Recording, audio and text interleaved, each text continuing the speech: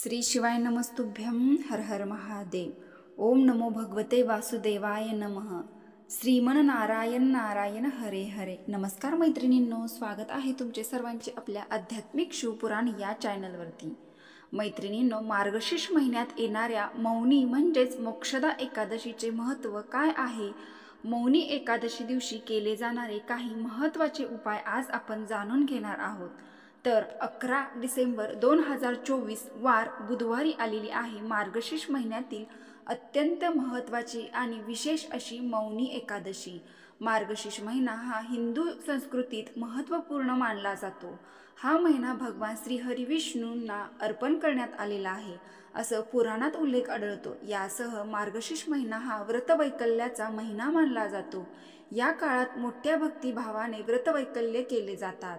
भगवान श्रीकृष्ण मार्गशीर्ष महिन्याचे महत्त्व भगवद्गीतेतील एका श्लोकातून व्यक्त केले आहे। भगवान श्रीकृष्ण म्हणतात, मासांना मार्गशीर्ष अर्थात मार्गशीर्ष हा महिना माझे स्वरूप आहे। स्कंद पुराणात देखील या महिन्याचा महिमा आहे। भगवान श्री विष्णूला प्रसन्न करण्यासाठी उपासना करण्यासाठी हा महिना अत्यंत अनुकूल मानला जातो।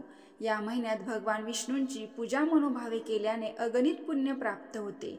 यासह या महिन्यात रामरक्षा स्तोत्र, विष्णू सहस्रनामावली, भगवत ग्रंथ भगवद्गीतेचे पारायण देखील करावं। मार्गशीर्षातील गंगा स्नानाचे पुण्य हे 10 लाख ग्रहण स्नान एवढे मानले जाते। सृष्टीची उत्पत्ती ही शीर्ष मार्गाने होते, म्हणजे अर्भक हे खाली डोके आणि वर पाय या अवस्थेत जन्मास येते। आध्यात्मिक दृष्ट्या विचार केल्यास याच अवस्थेत जगत आहे। गुरुचा अनुग्रह, गुरुमुखातून नाम मिळाल्यानंतर हे शीर्ष ऊर्ध्व होते। शीर्ष भागात मार्ग प्राप्त होतो। आपल्या पतीचे व आपल्या घराचे प्रगती होण्यासाठी, त्यांना नोकरीमध्ये बढती मिळवण्यासाठी, त्यांचे भाग्य जर त्यांना साथ देत नसेल तर मार्गशीर्ष महिन्यातील मोक्षदा एकादशी दिवशी ही 5 कामे अवश्य करा।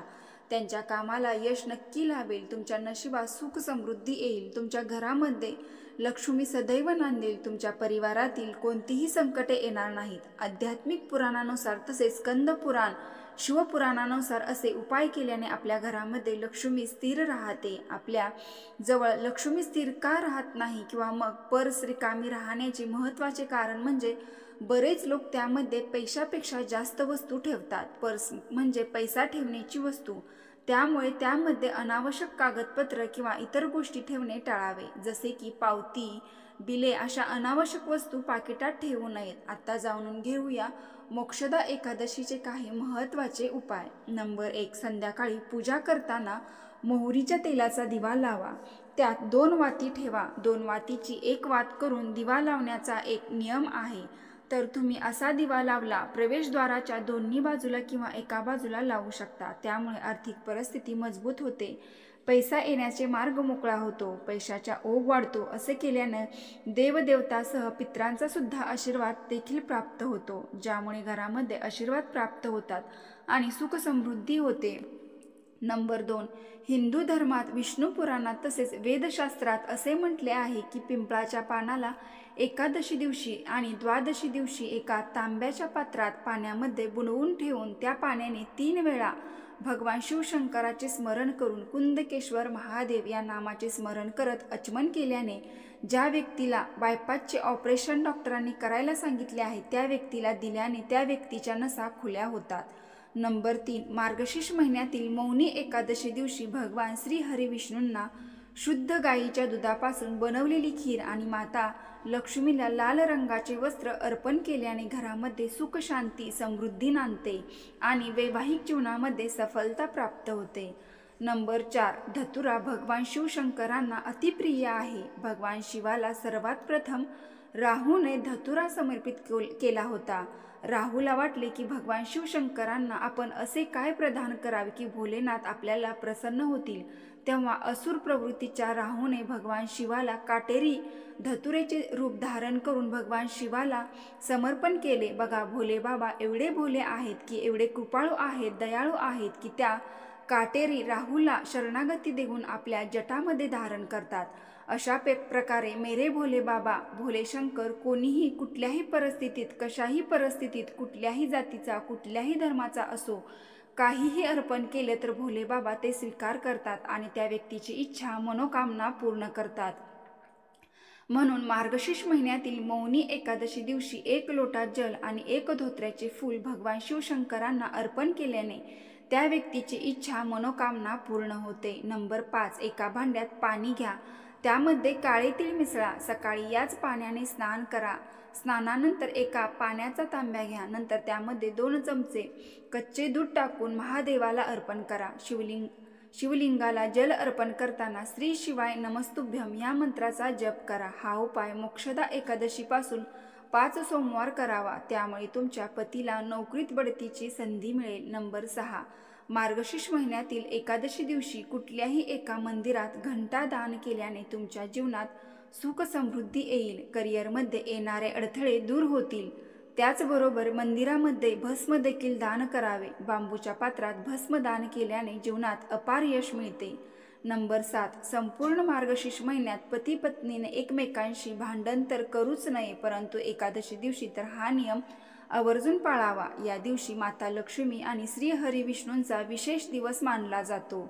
म्हणून या दिवशी तर निदान पती पत्नीने भांडण करू नयेत हे लक्षात ठेवा. संध्याकाळी लक्ष्मीनारायणासमोर बसून दिवा लावा आणि त्याच्यामध्ये हिरवी वेलची घाला. त्यामुळे तुमच्या घरात सुख समृद्धीसोबत धनधान्य ऐश्वर्य भरभरून येईल. नंबर 8. मार्गशीर्ष महिन्यातील एकादशी दिवशी हा उपाय करताना तुम्हाला एक पूजेची सुपारी लागणार आहे. तुम्ही कोणत्याही दुकानातून नवीन सुपारी खरेदी करून आणावी किंवा घरी असलेली पूजेत वापरलेली सुपारी अजिबात वापरू नये. सुपारी आणल्यानंतर शक्यतो एकादशी दिवशीच हा उपाय करावा. एकादशी दिवशी तुम्हाला हा उपाय करणे जमत नसेल तर कोणत्याही दिवशी कोणत्याही वारी सकाळी किंवा संध्याकाळी ही सुपारी तुमच्या देवघरामध्ये ठेवावी. देवघरात ठेवल्यानंतर त्या सुपारीला हळदी कुंकू अक्षता फुले वाहून तिची पूजा करावी. नंतर अगरबत्ती ओवाळावी. त्यानंतर सुपारीच्या समोर बघत तुम्हाला एक मंत्र बोलायचा आहे, तो म्हणजे ओम नमो भगवते वासुदेवाय नमः. हा मंत्र बोलत तुम्हाला 21 वेळा म्हणायचा आहे. हा मंत्र बोलून झाल्यानंतर ती सुपारी उचलून त्यानंतर एखाद्या सफेद रंगाच्या कपड्यामध्ये ती सुपारी बांधायची आहे. ती सुपारी बांधून झाल्यानंतर तुमच्या घराच्या मुख्य प्रवेशद्वारापाशी लावायची आहे किंवा तुम्ही डाव्या किंवा उजव्या बाजूला बांधू शकता. पण ती सुपारी घराच्या आतून बांधायची आहे, बाहेरून नाही. आतून बांधायची म्हणजे मग बाहेर कोणाला दिसणार नाही.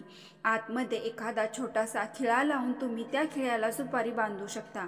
घरातल्या प्रत्येक सदस्याचे प्रगती होईल, आर्थिक स्थिती बळकट होईल, घरामध्ये सुख समृद्धी शांती नांदेल. हा उपाय महिलांनी अवश्य करावा. नंबर 9. मार्गशीर्ष महिन्यातील विशेष करून एकादशी दिवशी घरामध्ये नवग्रह शांती करू शकता. तुम्हाला एकादशी दिवशी नवग्रह शांती करणे जमत नसेल तर काही कारणास्तव तर तुम्ही अखंड मार्गशीर्ष महिन्यामध्ये कुठल्याही दिवशी नवग्रह शांती करू शकता. जीवनात सुख आणि प्रगतीसाठी नवग्रह शांती करा. यांनी तुमच्या कुंडलीतील सर्व ग्रह शुभ होतील आणि शुभ परिणाम तुम्हाला नक्कीच मिळतील. नंबर 10. मार्गशीर्ष महिन्यामध्ये मोती शंख घरी आणावा. हा शंख गुरुवारी किंवा शुक्रवारी घरी आणणे अधिक फायदेशीर होईल. गुरुवार हा दिवस भगवान विष्णूला आणि शुक्रवार हा दिवस माता लक्ष्मीला प्रिय आहे. हे दिवस त्यांना समर्पित आहेत. मोती शंख घरी आणल्यानंतर त्याला दूध आणि गंगाजलामध्ये ठेवा.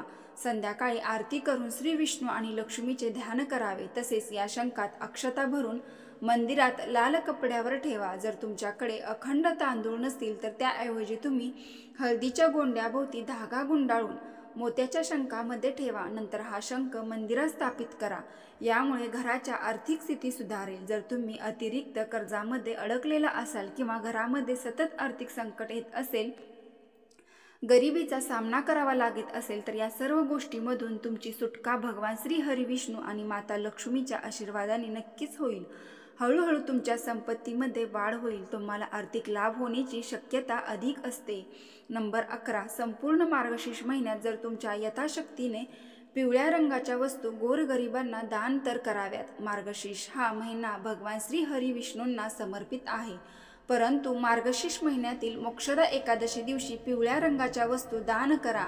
नोकरी व्यवसायात अडचणी दूर करण्यासाठी गुरुवारी एखाद्या मंदिरात जाऊन पिवळ्या वस्तू दान कराव्यात. उदाहरणार्थ खाद्यपदार्थ, फळे, वस्तू, पितळच्या वस्तू अशा वस्तू दान करू शकता. नंबर 12. मार्गशीर्ष महिन्यात तुमच्या घरी कोणतीही सुहासिनी स्त्री आली, मग ती सकाळी येऊ, दुपारी येऊ किंवा संध्या समयमध्ये येऊ, तरीही तिला रिकामी हाताने पाठवू नका. तिचा मानपान करा, तिला चहा पाणी विचारा, आनंदपूर्वक तिचं समाधान करा. यामुळे माता लक्ष्मी प्रसन्न होते. नंबर 13, माता अन्नपूर्णा लोकांना संपत्ती, आरोग्य, पोषण आणि अन्न देते. या दिवशी लोक करत असलेले दुसरे आवश्यक कार्य म्हणजे गॅस शेगडीला प्रार्थना करणे, ज्यावर आपण अन्नपूर्णा देवीकडून आशीर्वाद मिळवण्यासाठी दररोज अन्न शिजवतो. तसेच पौर्णिमेच्या शुभ दिवशी देवी पार्वती पृथ्वीवर अवतरली आणि सर्वांना पोषण अन्न दिले. यामुळे मार्गशीर्ष महिन्यात अन्नपूर्णा मातेची पूजा करावी, अन्नपूर्णा स्तोत्राचा पाठ करावा. अन्नपूर्णा मातेची मूर्तीचं स्वयंपाकघरात उत्तर पूर्व दिशेला ठेवून तिची पूजा करावी. अन्नपूर्णा मातेच्या तस्वीरीला धूप दीप लावून आणि भोग अगरबत्ती करावा. भोग म्हणून अन्नपूर्णा मातेला घरामध्ये कुठलाही पदार्थ केलेला असेल तो अर्पित करावा. मंदिरातील विधीमध्ये अन्नपूर्णा देवीला तांदूळ, धान्य आणि मिठाई अर्पण करावे.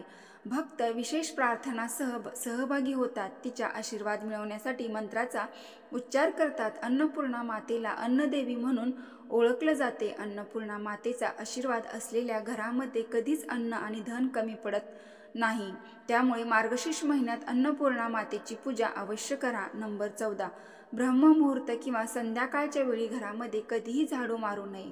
झाडू अशा ठिकाणी ठेवा जिथे कोणत्याही पाहुण्याला दिसणार नाही. बेडखाली झाडू ठेवू नका. बेडरूममध्ये झाडू ठेवल्यास पती पत्नीमध्ये सतत भांडण आणि वाद होतात. त्यामुळे त्यांच्या नात्यामध्ये दुरावा निर्माण होतो. घर स्वच्छ आणि सुंदर ठेवा. घराचे चारही कोपरे स्वच्छ असावेत. विशेषतः ईशान्य आणि बाह्य कोपरे हे नेहमी रिकामे आणि स्वच्छ ठेवा. करिअरमधील स्थिरतेसाठी दक्षिण आणि पश्चिम दिशा रिकामी किंवा हलकी ठेवणे शुभ नाही, परंतु या दिशेला रिकाम्या ठेवू नका. घरामध्ये काळा, जांभळा आणि व्हायलेट रंग वापरू नका. बेडशीट, पडदे असा रंग असला तरी वापरू नका. घरातील पायऱ्या पूर्वेकडून पश्चिमेकडे, उत्तरेकडून दक्षिणेकडे असाव्या. ईशान्य दिशेला कधीही जिना करू नका. घराच्या फरशीवर, छतावर, भिंतीवर, छताला तडे पडून देऊ नका. असे झाल्यास ते त्वरित भरून घ्या. घरामध्ये भेगा पडणे अशुभ मानले जाते, त्यामुळे घरामध्ये पैसा टिकत नाही. मैत्रिणींनो, व्हिडिओ पूर्ण माहिती आवडली असेल तर आपल्या चॅनलला नक्की लाईक करा आणि कमेंट बॉक्समध्ये हर हर महादेव, ओम नमो भगवते वासुदेवाय नमः नक्की टाईप करा आणि शेअरसुद्धा करा. चॅनलवर नवीन असाल तर सबस्क्राईब करा. ओम नमो भगवते वासुदेवाय नमः. हर हर महादेव. धन्यवाद.